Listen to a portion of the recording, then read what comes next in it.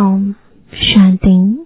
आज 6 अक्टूबर 2021 बाबा के महावाक्य है, मीठे बच्चे, इस पुरानी दुनिया से बेहद के वैरागी बनो, क्योंकि बाप तुम्हारे लिए नया स्वर्ग रूपी घर बना रही है।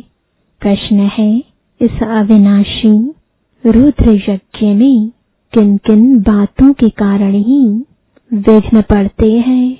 उत्तर है, यह शिव बाबा का रचा हुआ अविनाशी रुद्र यज्ञ है।